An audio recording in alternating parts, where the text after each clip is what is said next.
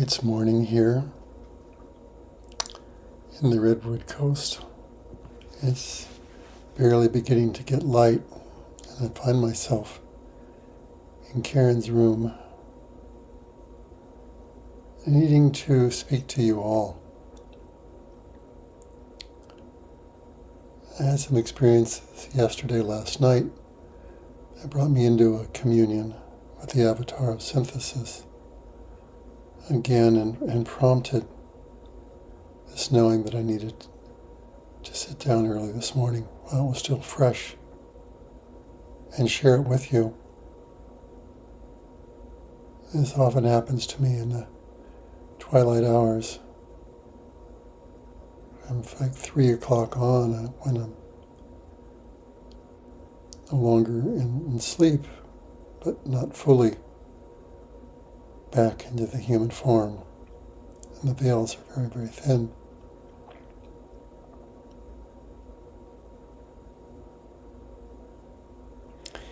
Yesterday afternoon, I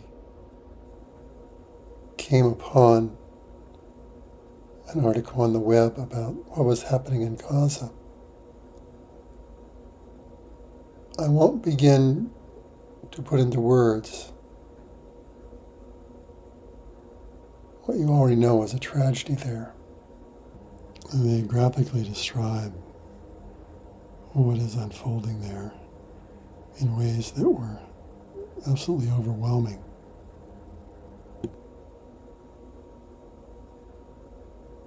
I've often made it my knowing that I need to know what my brothers and sisters are experiencing, to be with them in their suffering, because they are me. But this one was really almost too much. And a deep pain seared through my heart and soul at what they're experiencing on both sides. Both those that are perpetrating these horrors and those who are on the end of receiving them. A little voice inside me says, this has got to stop.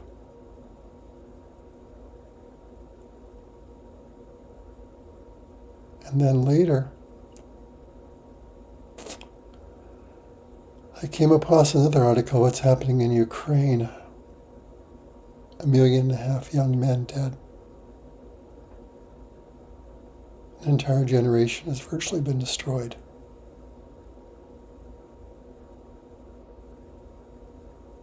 They are now conscripting men in their 60s, the developmentally disabled, and some who are literally, psychologically incapable.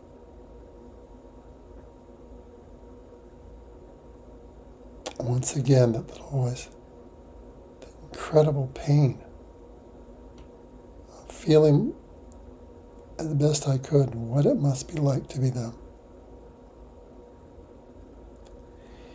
And then last night at dinner, I got back from a walk on the beach, and I just kept hearing this Elton John song from one of my favorite ones from the 60s, or 70s, I don't know, Tiny Dancer. And I listened to that album while I was making dinner and making a beautiful, wonderful curry for tomorrow. I was kind of rocking out back to my consciousness of what it was like at that age. There came a song as I was having dinner called Indian Sunset.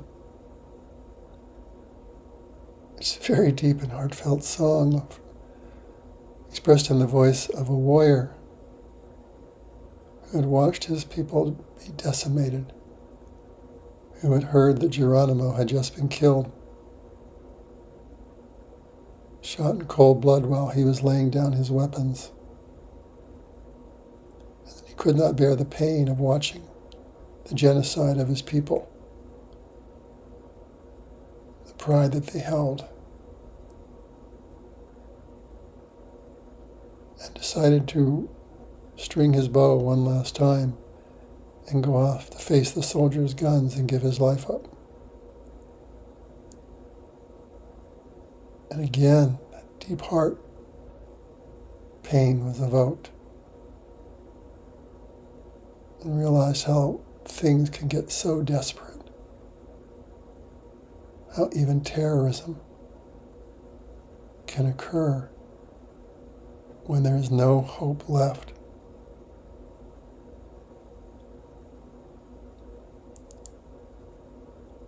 And I sat at my kitchen table and felt the sadness, the grief, the pain of this all,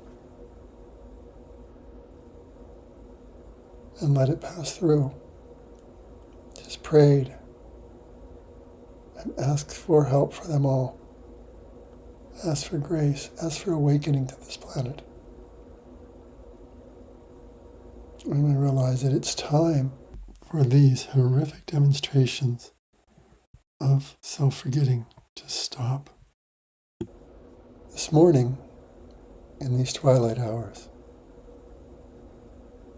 I was recalling the events of yesterday and once again communing with God, Source, with Christ, with Mary, many of the ascended masters, asking for help for humanity as I often do, asking for grace, asking for awakening. And I felt the powerful presence of the avatar synthesis.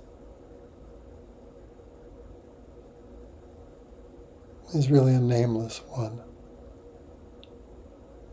So vast, so powerful, so infinitely intelligent and loving.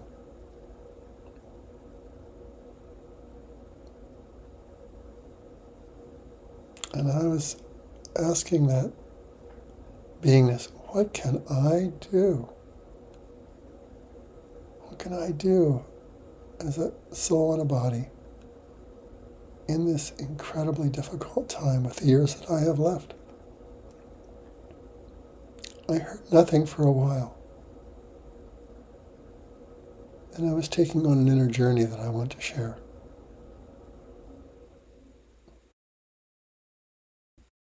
I was shown that the one mind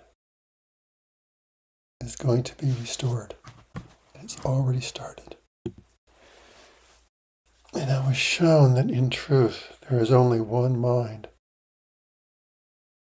And I'd like all those letters to be in caps in your mind. The mind we experience is seldom that one mind. We live in the illusion of a separate mind and a separate self. And then I was shown an image of an infinite mirror that interpenetrated all of creation. And that mirror is the mirror, the mind of God.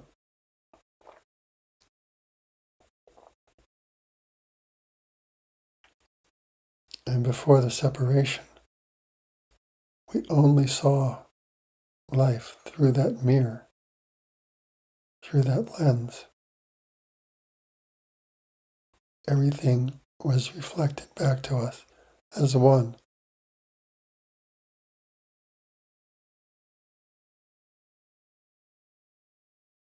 But the lens that we were looking through was non-existent. Our mind was one with the one mind. And ultimately, this is the truth. For there is only the one and one mind. All caps again.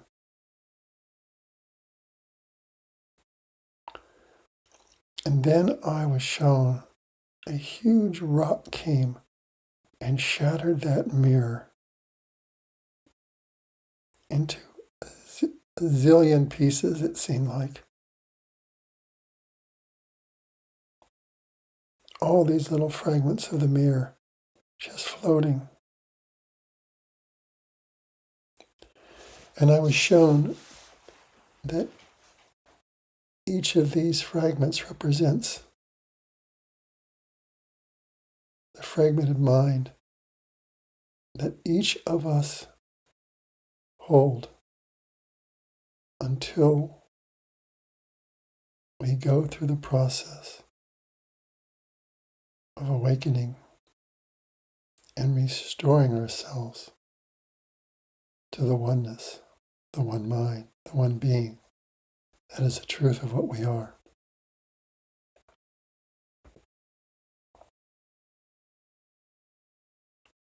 When we began to see through the veils and lens of separation, this is when the mirror shattered, and we saw ourselves as separate individuals, their own being, our own mind, our own me.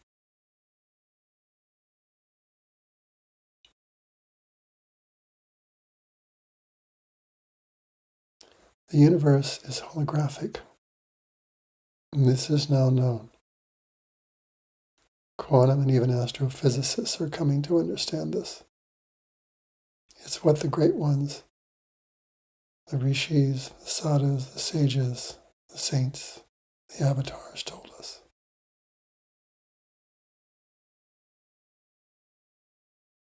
What we see out there is nothing but a holographic projection, a virtual image of what is in our own minds.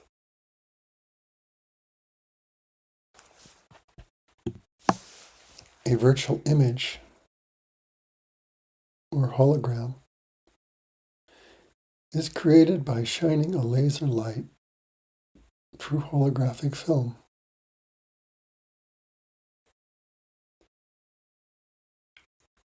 Our minds are like that holographic film. That's where the embedded images that we project live. As our feelings, our beliefs, our judgments, our distorted perceptions of reality. And the world out there but mirrors them back. The cause is inside of us. The effect is what we see as our world.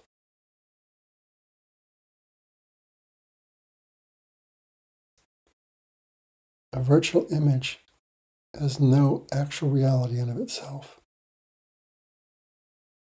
When physicists attempt to detect a virtual image with any sort of sensing equipment, they find there's nothing really there.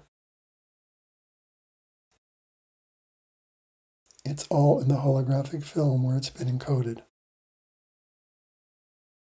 And our mind is like that holographic film.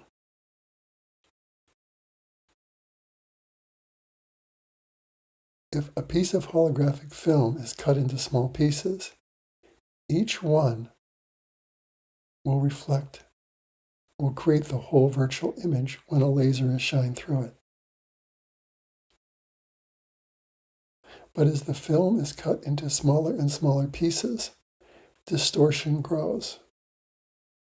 And what we see becomes clouded, muted. Eventually it becomes indiscernible, the original image lost. When the illusion of separation came over us, and we saw through that lens, and the one mind fragmented it into the billions of infinite fragments that is now our mind, my mind, we could no longer see clearly.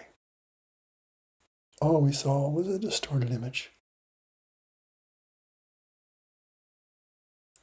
What is happening now, and has been, but now is going to accelerate as never before, is that it's going to be resynthesized, recongealed. A power, an intelligence, a wisdom, a love so great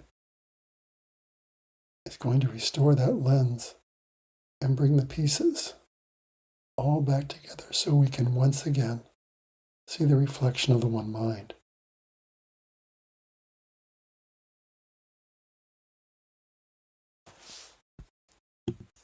So I ask, what can each of us do?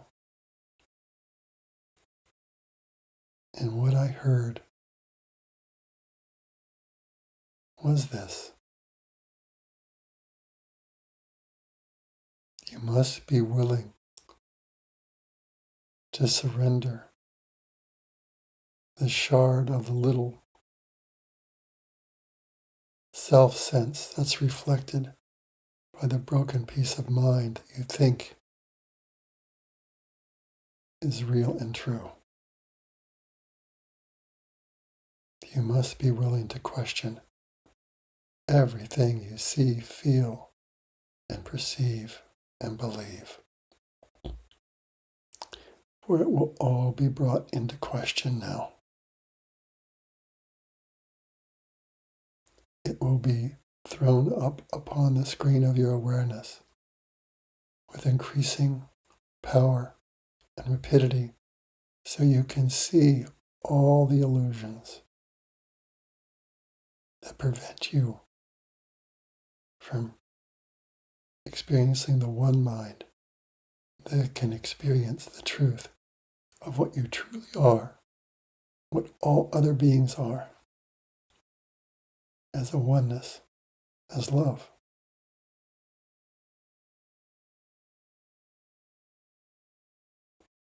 I have often used the metaphor of the chrysalis, for we are going into a planetary chrysalis process. All that has been, that's been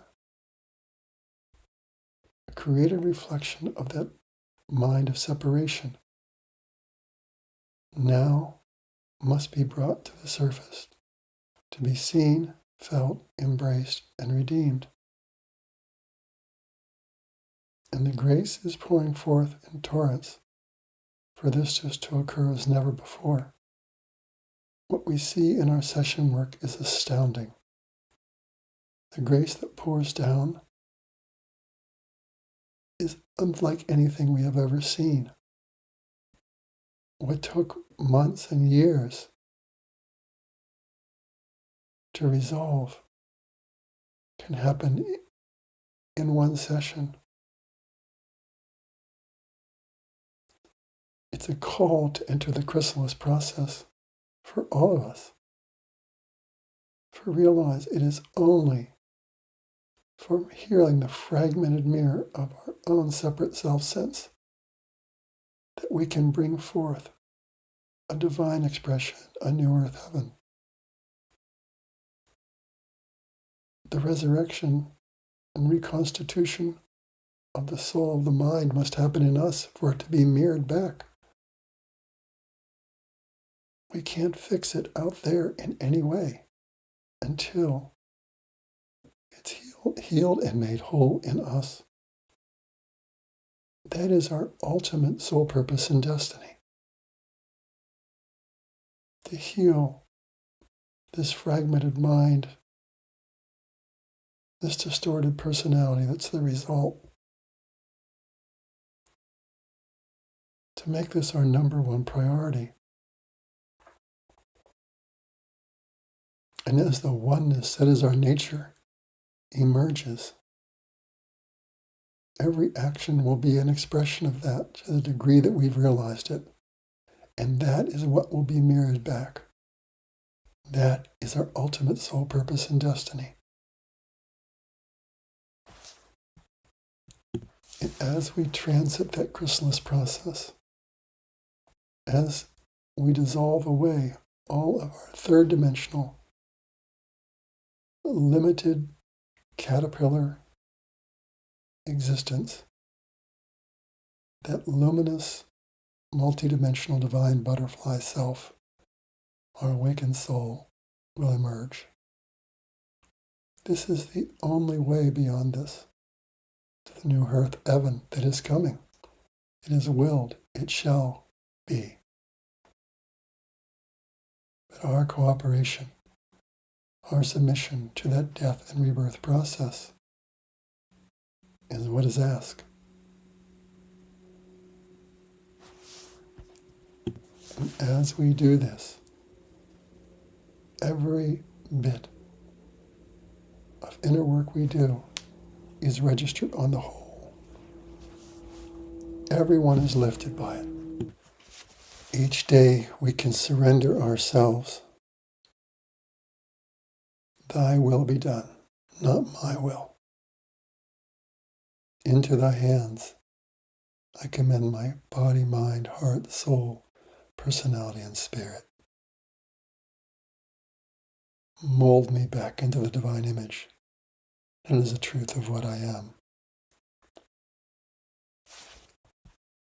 And know that in this consecration, everything that we experience is that journey, no matter how painful or difficult it might be. It is not to try to rise above it, transcend it into some state where we do not have to feel or face it. That will not heal our soul.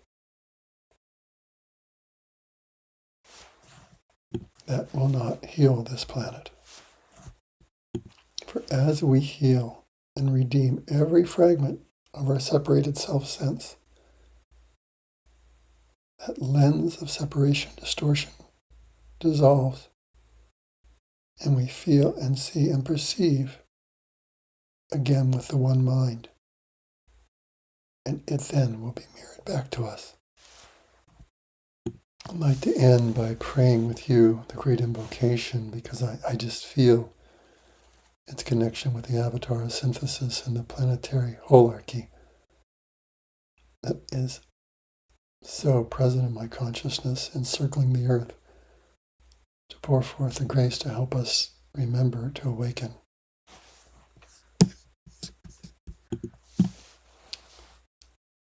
This was given by the hierarchy to us. It contains a powerful resonant field. The great invocation. I ask you to pray this with me in your heart and soul. From the point of light within the mind of God, let light stream forth into the minds of men. Let light descend on earth.